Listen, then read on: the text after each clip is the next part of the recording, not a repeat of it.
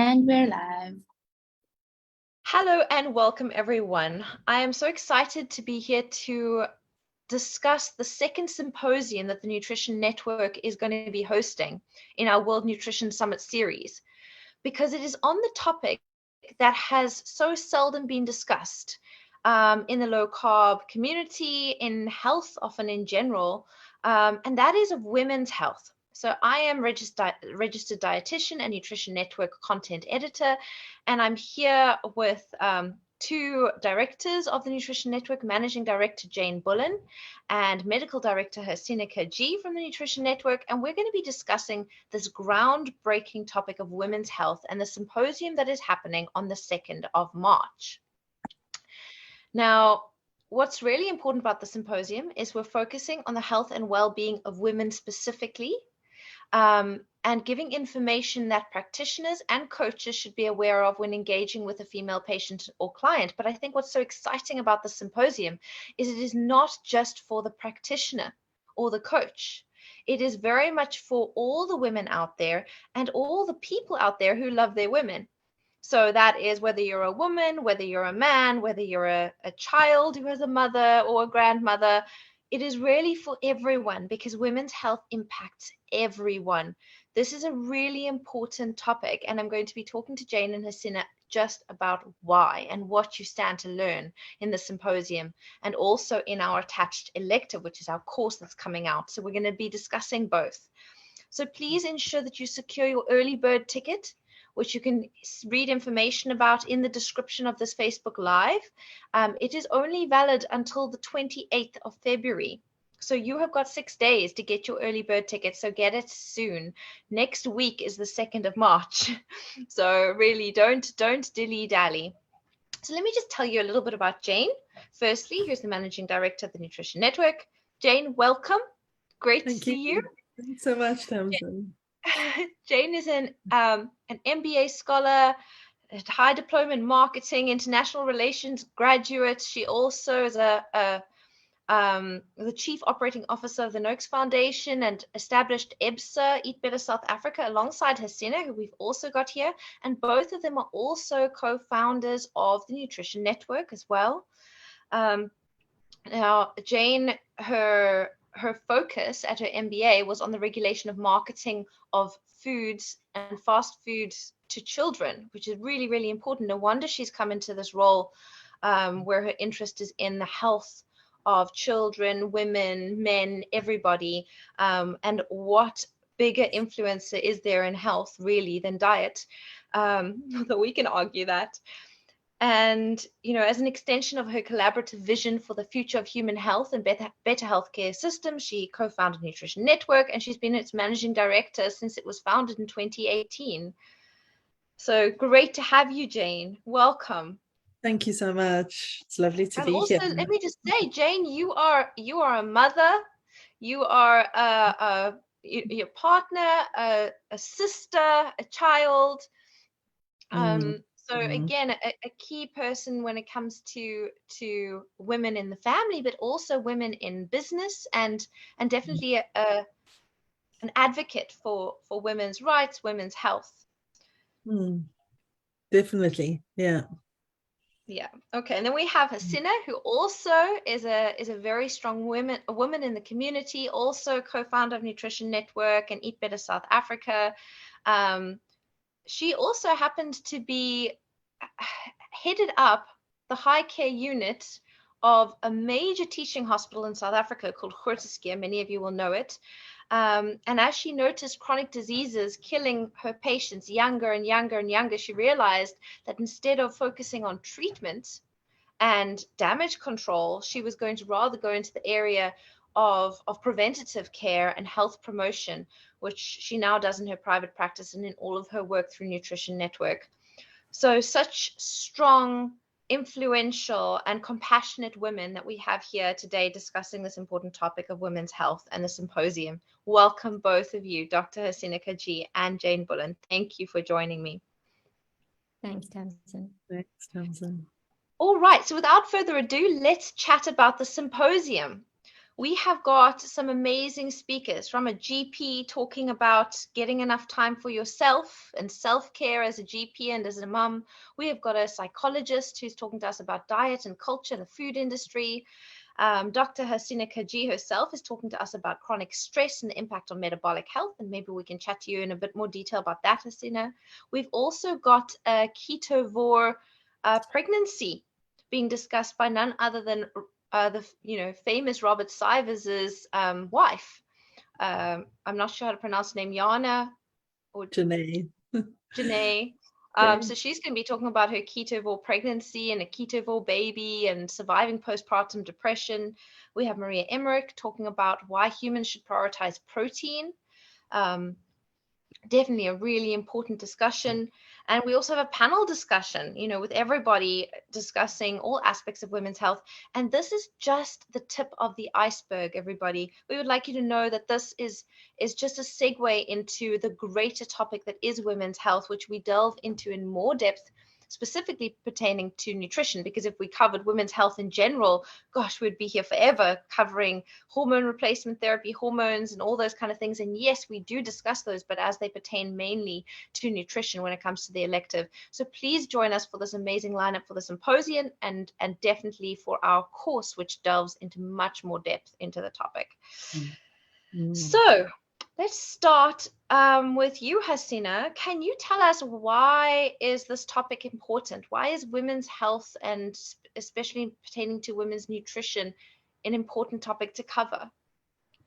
Thanks, Tamzyn. And thank you, everybody who's watching. I really hope that you get your ticket and join us, because really this is an area that requires special focus.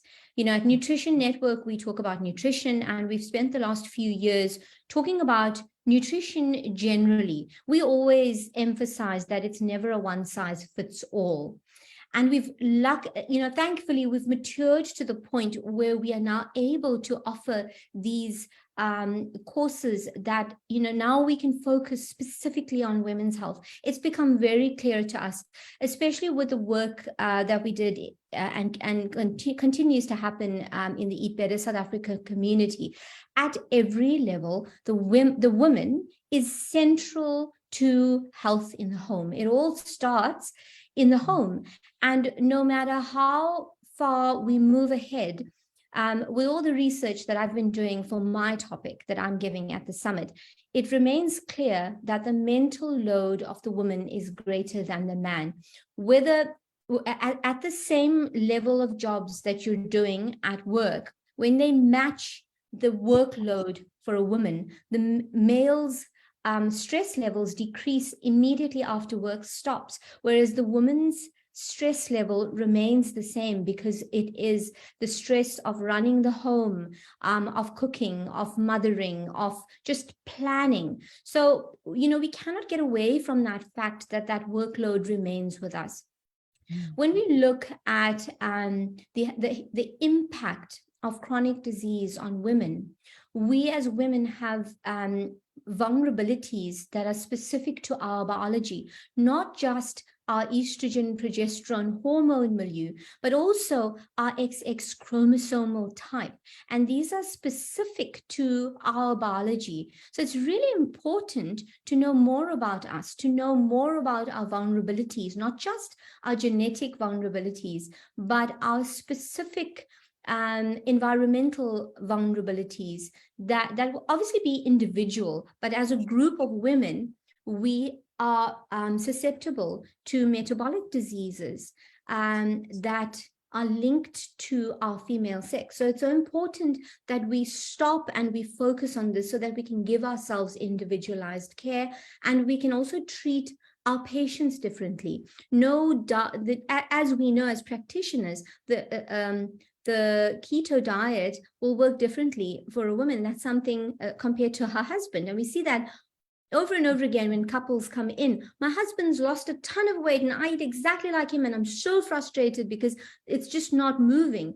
And that's where this bespoke elective summit and these courses come in. Yeah, I think that is so key. Thank you, Hassina, for highlighting highlighting the importance or the nuances related to women's health specifically, and how women may be at increased risk, especially when it pertains to stress, and the basically the pressures around the home and still having work and all of those kind of things. And then the genetic propensities towards metabolic disease risk as well, which is also, really must be taken into account. And I just want to mention, as we're talking about all of this, please, everybody out there, know that we are not saying that women's health is more important than anyone else's health. And indeed, we will be covering child health, men's health, older people's health as well. So these are all topics that we have in the pipeline and we're discussing. This is just one of the groups of people that we feel is really, really important to discuss. And there are very, very important considerations that the healthcare practitioners, the coaches, and lay people, the public, us, all of us, need to take into consideration. And Jayne, that brings me on to my question for you. I know you've been avidly reading this book recently related to stress and the nervous system and how this links also in with nutrition in women's health. Could you share a little bit about what you've been learning on this topic and why you're so passionate about it, please? Thanks, Tamzyn. Yeah, I think, if we look at why women's health, the first thing to bring in is that to a large extent, medicine has inherited through its evolution and through its history, genderization. So what that means is that all of the stories that we see that are around underrepresentation of women from a gender perspective are mirrored in medicine in a more, I would probably say, exacerbated way. So that goes down to women in science being underrepresented, women doctors and women in medicine being underrepresented. And that flows through. And the book I was actually talking about is this incredible book. If you're interested in this topic, it's a book called Unwell Woman by Eleanor Cleghorn. And it really takes us through the history of women's health and the way women have been treated in medicine over particularly the last century. And why even in research, Jayne, I remember hearing from you specifically, when you come from quite a strong, more marketing research background, but when you delved into the medical research and you were like, wow, there's, we don't even research women historically in these medical trials. It's all men. Yes, and actually that's an important point to bring in is when I first came into the Noakes, certainly in the Noakes Foundation, we had some ongoing research studies. Prof. Noakes was based at the Sports Science Institute. Now, I came from a marketing research environment where the research is done on the consumer. And in South Africa, I would argue over 90% of the shopping decision-making is made by women. So market research is done on women. And in those roles, women are represented. In science and in scientific research, there's a lot of reasons why historically sample groups have been formulated predominantly with men. So particularly in metabolic health, but without pointing any fingers to any of the researchers that have done these amazing studies, there has been a sample bias towards men and when I've asked the researchers about it, they've said, oh, you see, the thing is men are much more stable. Hormonal fluctuations make it difficult to research women, over their cycles. And well, that's of course the reason why they should be researched. And this is exactly why we're delving more into this topic is like, how are we going to get a much better scientific understanding, a much better representation in research and in medicine of women's health matters. It doesn't mean that this summit and this topic is for women, but it's for the whole of medicine. So male doctors, male practitioners, please join us. That's essential, is like, how do we actually understand the gender differences in a way that we support women's health? And what it means to be a healthy woman is complex. It's a huge topical area. It's complex. It's something that we're going to start to touch on in this symposium and then dig a lot deeper into when we go into our elective and into the deeper levels of the science therein. Huge area and hugely critical. Obviously as a woman myself, it's important to me, but the more that I unpack around this and the more I see, certainly in the metabolic health game, the different responses women have to different diets, it's essential that we have to map out the genders and understand how we respond to different foods, different diets, different approaches.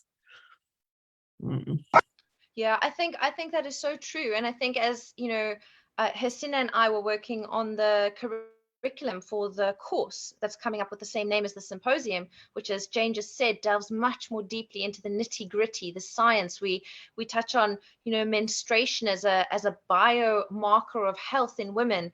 We have gynecologists on there speaking to us. We have women doctors speaking to us. Where there's discussion of nutrition in pregnancy, postpartum, peripartum, menopause, the role of nutrition. I mean, it goes into so much depth. And when we were going through it, we were like, wow, there's just so much more. And we're not even when we delve more in depth in the course, it's amazing how little firstly is known.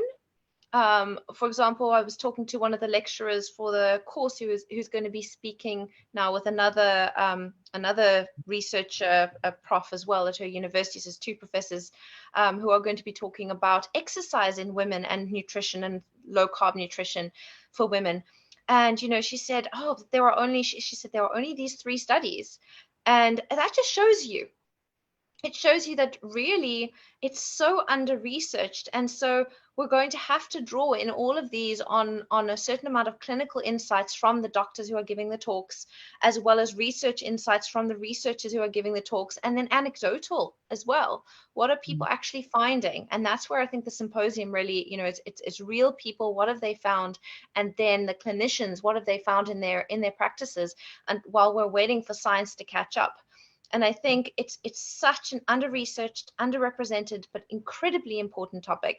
And going through it, we realize how much more there is to cover. And I think in our space, in our world of therapeutic carbohydrate restriction and keto and low carb nutrition, this is a topic that actually hasn't really been discussed.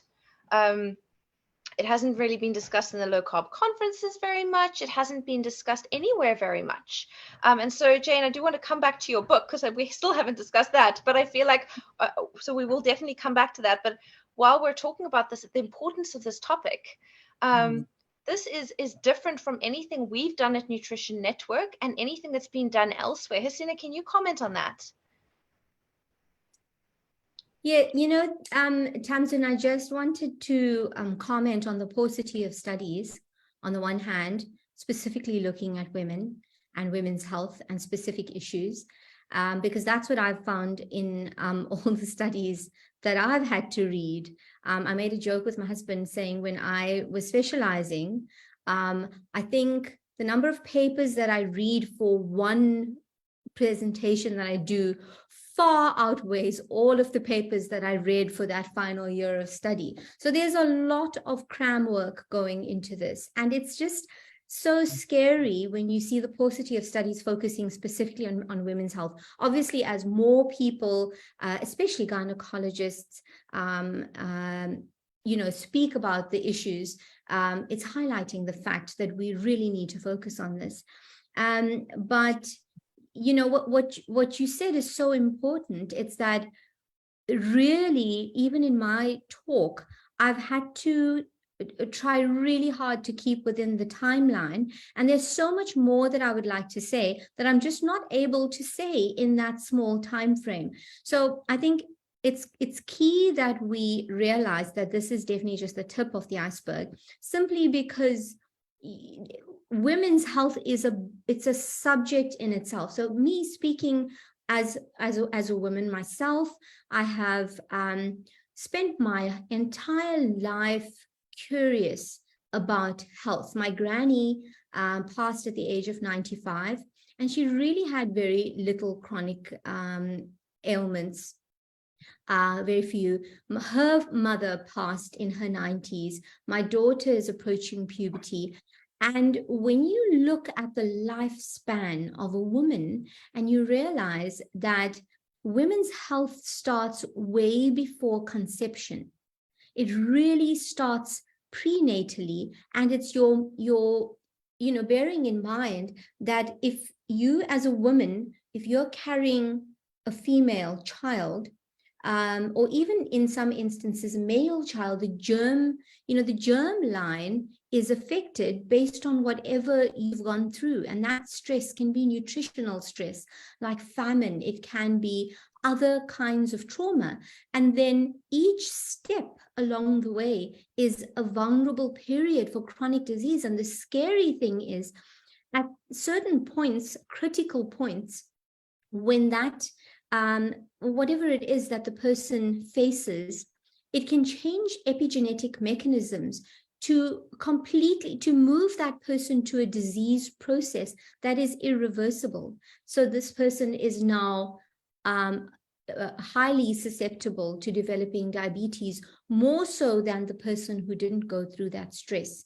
So it's really important, and it impacts, sleep plays a role. Your exercise, it's not a one size fits all for male versus female. The amount of sleep that a woman needs is more than a man. And you can argue that it is bio-individual, but when we look at the female as the species, there are similarities that we can group together and say, we really need to be highlighting these things.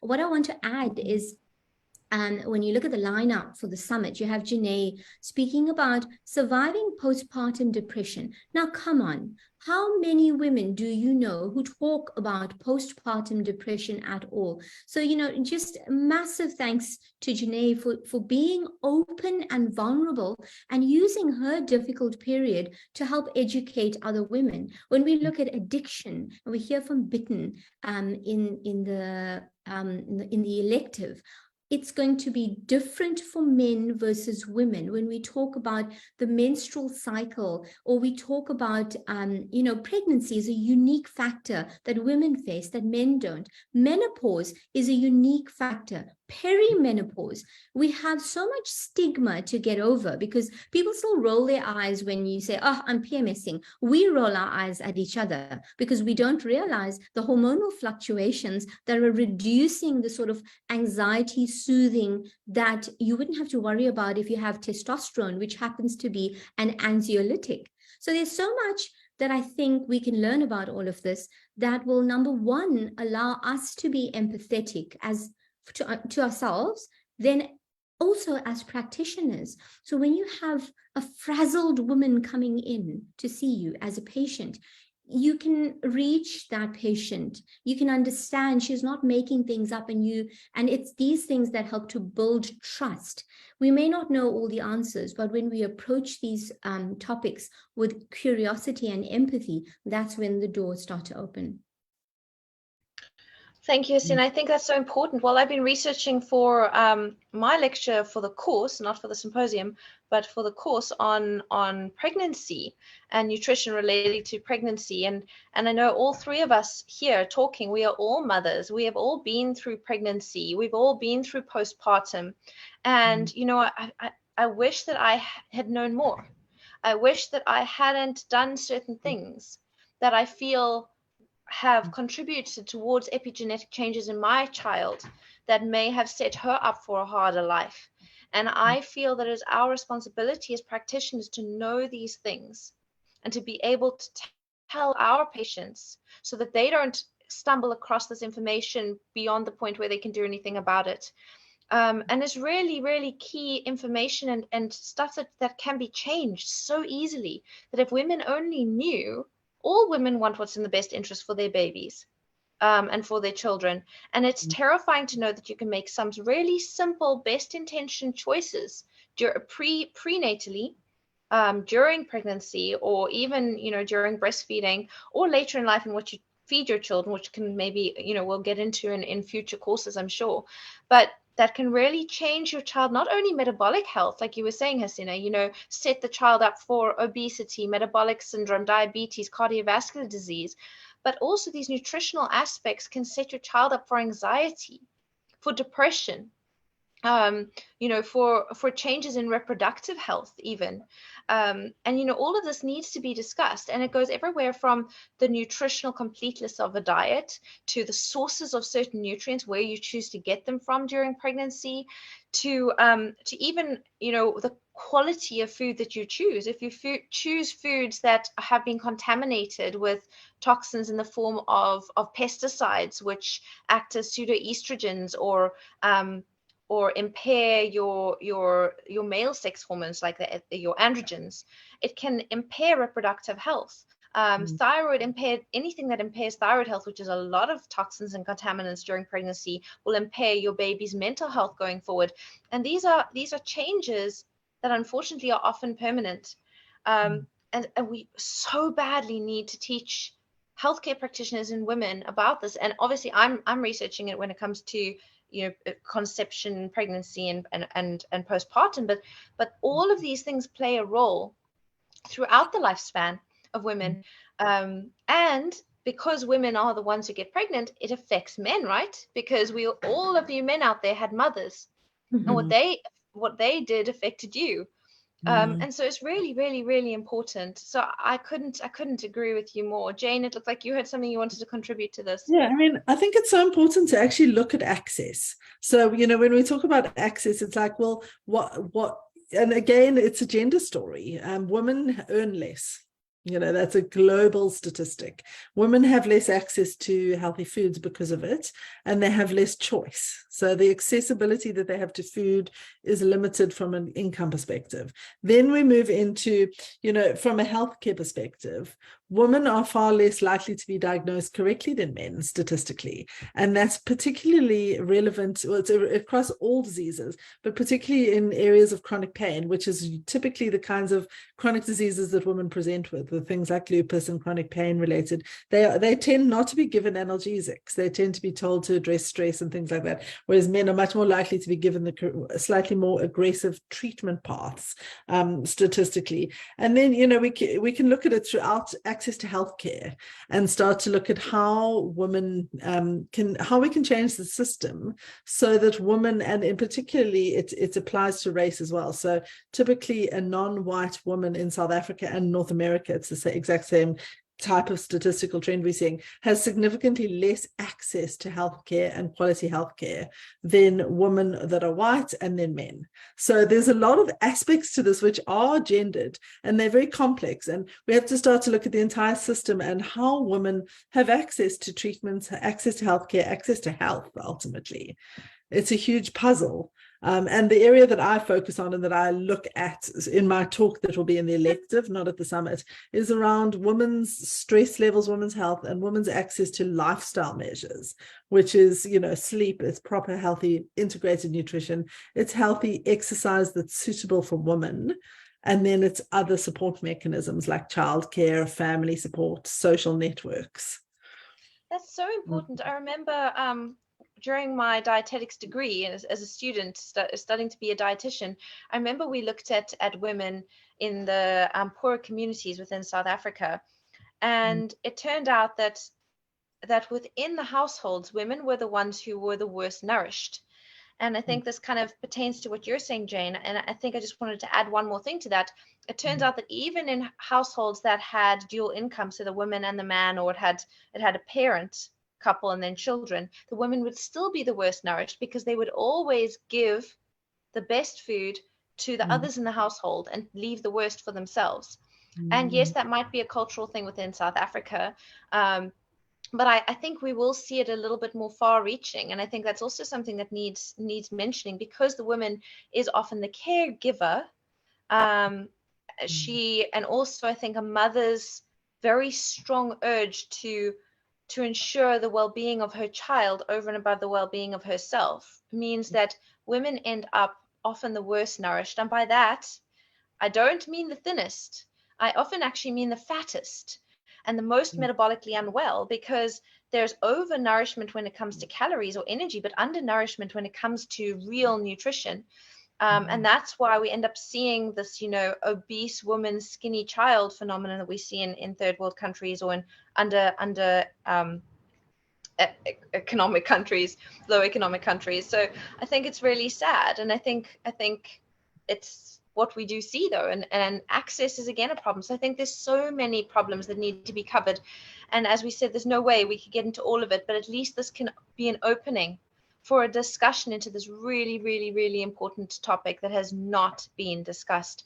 And also I wanted to mention, also in preparation for my lectures for the course, and also looking at the other lectures that have been coming in, they're related to low carbohydrate nutrition specifically. There are considerations for women there as well, and often a lot of these have not been studied.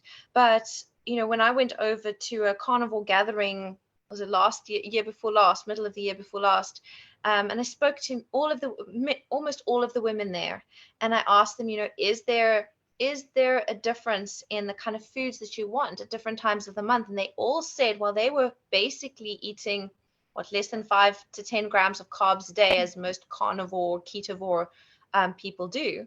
They said when it came to the week before their period, they needed to add in carbohydrates. They felt an absolute compulsion or urge to do so, and they would add in additional carbohydrates in the form of fruit or whatever else it might be. And these kind of things need to be studied, and at the very least, if they are not studied now, we need to be discussing them. The carnivore or keto pregnancies, and I think I discussed that. Is that okay? Where, at what level of carbs is it safe? And these things are different for women. They're different for different stages in the life of women. And they need to be discussed within the keto, low carb, therapeutic carbohydrate restriction community, because we have a responsibility for, at the very least, first, do no harm. So it's really, and obviously at the most, optimize health of women.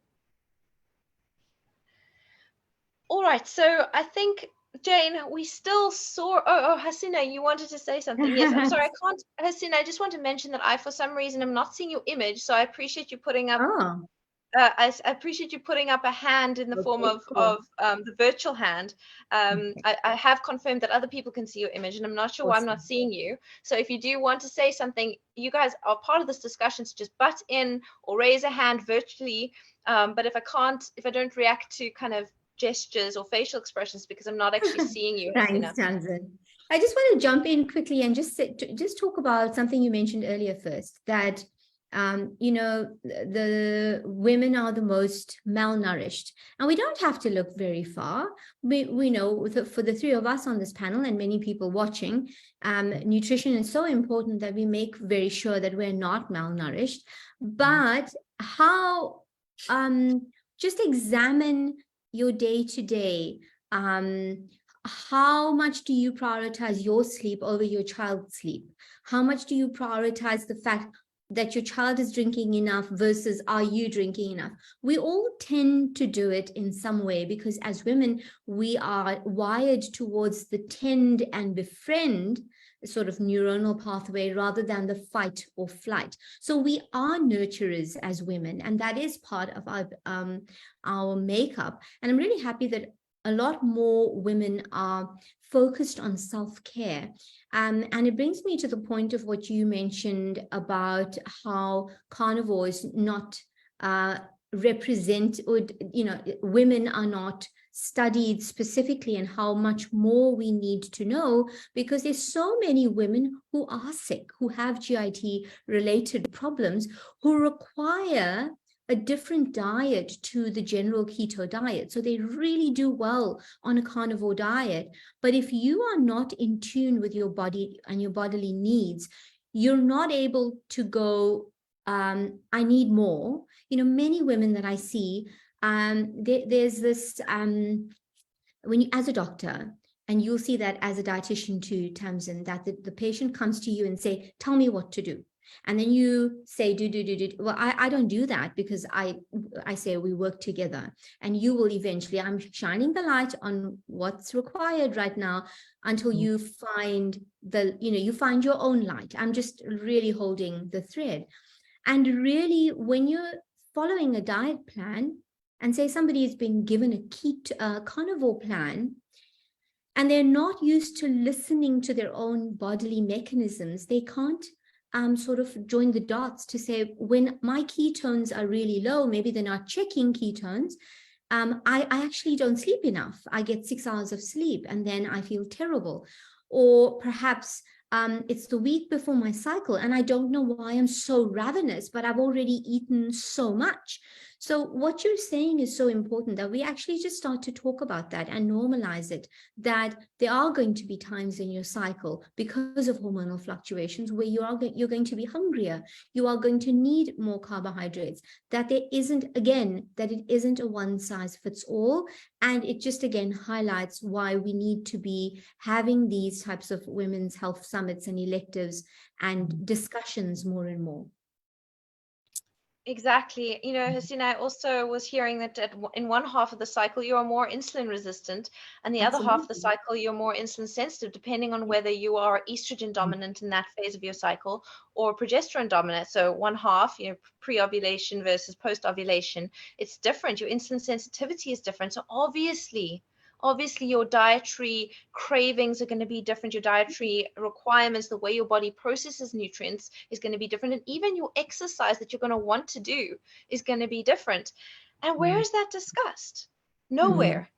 You know, and that's what we've got to change. And that's what we are changing with the symposium and with our course, with the Women's Health Elective as well. I just want to name, you know, we've said a lot about how there hasn't been enough research done, but I also want to name a couple of people in this community, particularly Tracy McBeath, who really early on highlighted women's health needs to be focused on metabolically. And then they also, I mean, both of you have done immense work over the last years in just the subtle differences between men and women metabolically. Also, Dr. Andrea Salcedo, who's one of our certified practitioners, she's an incredible obstetrician who works in this area and really highlights kind of the importance of this.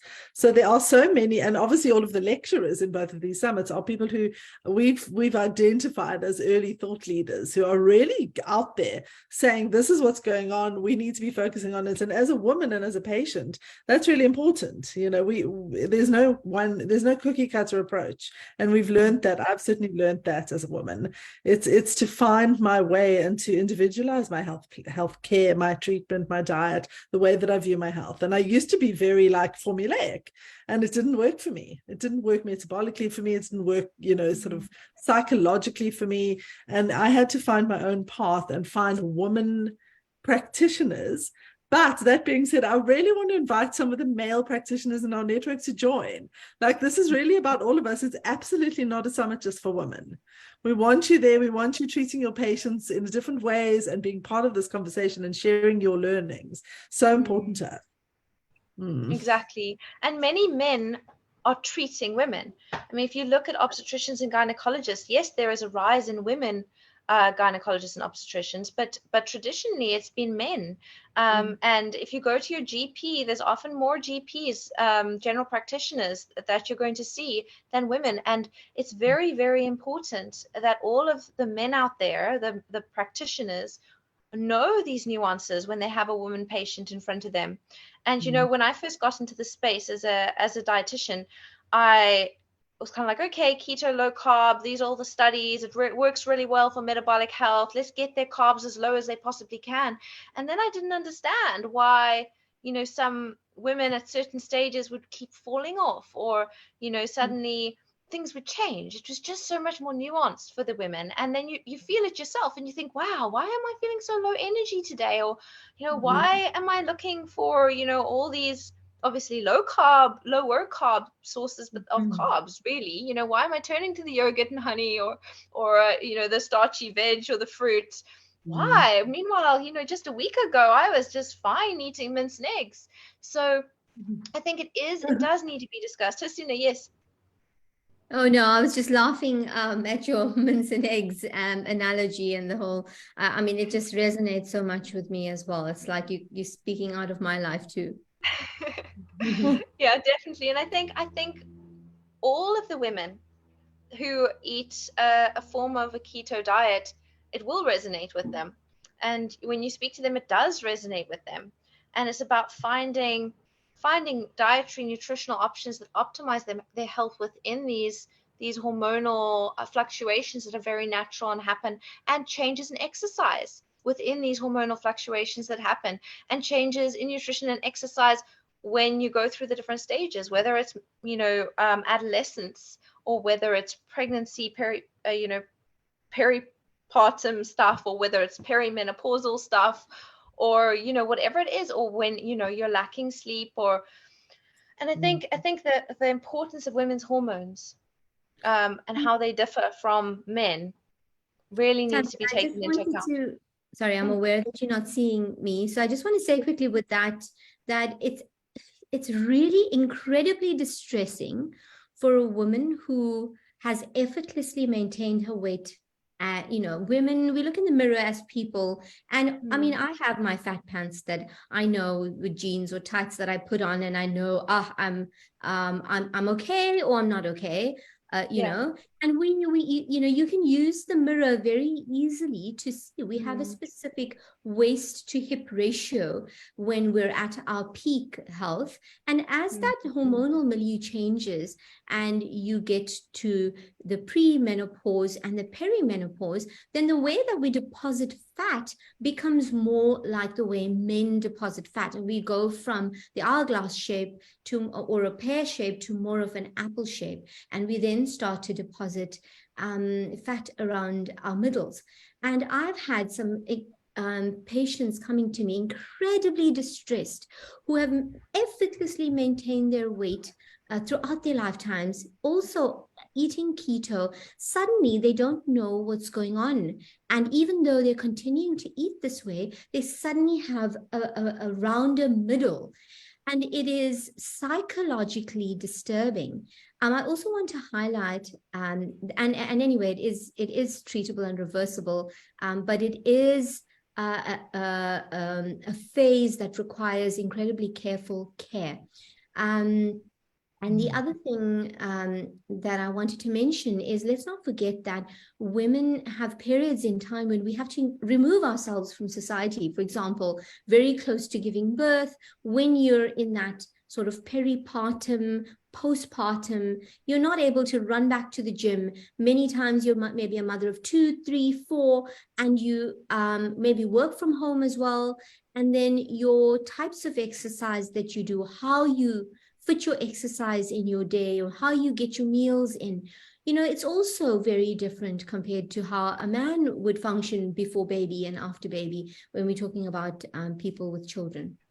Hassina, that is really key, because I was just reading Lily Nichols's book on pregnancy, lower carbohydrate pregnancies, and she goes into the postpartum period of just after birth, and how in traditional cultures women are expected to go through a healing and almost pampering phase, where other women from their family might move into the house, or in many cultures the women go to their family homes for 6 weeks, for the first 6 weeks. And it's the 40-day thing seems to be very cross-cultural, where the 40 days after birth, you either go home to your family home where you are looked after by the women in your family, or you have your mother often move in with you and do all the cleaning, all the cooking. You relax, you don't have to cook, you don't have to clean, you just have to look after yourself and your baby. And then the emphasis is on healing and heating foods, she mentions, and she takes you through different cultures from different areas in the world, and how it's very much the kind of foods, obviously, like that would improve your collagen and your healing. So whether that's bone broth and meats and organ meats and things like that. And I think that goes back to the self-care thing, where you've both mentioned that women need to care for themselves. And culturally, in a Western culture, women have been pushed to be more hardcore, more productive, to be everything at work, but just as productive as the male counterparts at work, while still managing everything at home like they used to in the 50s. And it's too much, and it's not what was actually expected within traditional cultures, even after birth, where women are looked after and healing is promoted, rather than how quickly can you get back to work, how quickly can you entertain the family, and they can all look at your baby and forget the trauma that your body has just been through. And I think we need to draw attention to these things so that we can better look after women who are our mothers, our grandmothers, our sisters, our aunts, our children, or ourselves. I think it's really important. So this is what this is all about. Let's better look after women and women's health. So I think this draws us to a close. I just would like to get some closing comments from both of you regarding this symposium and the following course that is coming after this, which will delve more deeply into it. Can you give women and their men and the healthcare practitioners, give us something to take home from this? What do you want us to get out of these courses and these symposiums, and what do you want people to remember? I'll go Jayne. first. Yeah. I wanted to read this from my book because it's such an important, poignant post or comment, but from this book by Eleanor Cleghorn, she says, we are taught that medicine is the art of solving our body's mysteries, and we expect medicine as a science to uphold the principles of evidence and impartiality. We want our doctors to listen to us and care for us as people. But we also need their assessments of our pain, fevers, aches, exhaustion to be free of any prejudice about who we are. We expect and deserve fair and ethical treatment, regardless of our gender or the color of our skin. And here things get complicated. Medicine carries the burden of its own troubling history. The history of medicine and of illness is every bit as social and cultural as it is scientific. It is a history of people, of their bodies and their lives, not just of physicians, surgeons, clinicians, and researchers. And the progress has not marched forward in laboratories, lectures, and textbooks, as it has reflected the realities of the changing world and meanings of being human. And we've got to, as medicine and as a medical community, embrace that and start to actually treat women the way they deserved, which is with, which is with the correct approach. And that's nuanced, that's subtle, that's much more integrative. So it's really a call to all of our community. Join us, be a part of this discussion. It's going to be fun, it's going to be triggering, it's going to be vibrant. I'm quite excited. Yeah, definitely. It's a very exciting topic, very, very exciting, and definitely not something that you will have come across before this. This is the start of something very important. Hassina, can you give us your closing thoughts? Sure, thanks, Tamzyn. So at Nutrition Network, and for me personally as a practitioner, I'm all about empowerment, to empower every individual to take over the reins of your health. Whether you're a male or a female, it's all about empowerment. I truly believe that as we grow in this world, we need to learn more generation after generation, and we need to do better. And this is really what we have unearthed. The fact, not just us, but many of our colleagues all over the world, we've unearthed that we treat women poorly globally. And those who have access to education, it's